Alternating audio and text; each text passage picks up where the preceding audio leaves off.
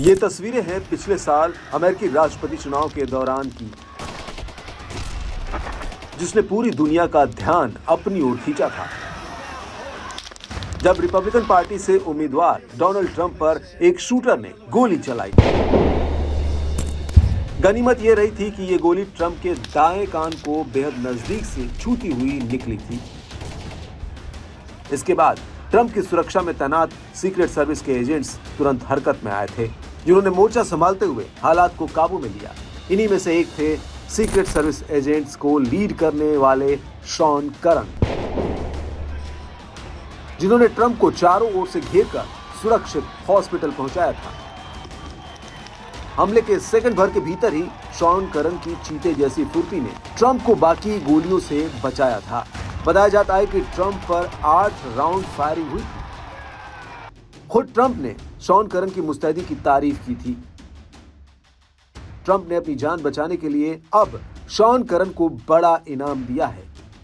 अमेरिकी राष्ट्रपति Donald Trump ने सीक्रेट सर्विस के डायरेक्टर के तौर पर शॉन करन को चुना है। ट्रंप ने खुद इसकी जानकारी देते हुए कहा कि शॉन एक महान देशभक्त हैं। उन्होंने पिछले कुछ सालों में मेरे परिवार की रक्षा की है। शॉन ने पेंसिल्वेनिया में एक हत्यारे की गोली से मेरी जान बचाने के लिए अपनी जान जोखिम में डाल दी थी। उन्होंने निडरता और साहस का परिचय दिया था। आइए अब जान लेते हैं कि ट्रंप के संकट मोचक रहे शॉन करन आखिर हैं कौन। बता दें कि शॉन करन न्यूयॉर्क के रहने वाले हैं।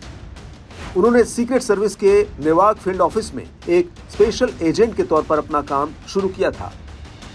पिछले महीने उन्हें राष्ट्रपति सुरक्षा दल के डिप्टी स्पेशल एजेंट के रूप में प्रमोट किया गया था। उन्होंने राष्ट्रपति बराक ओबामा के साथ स्पेशल डिपार्टमेंट में भी काम किया है।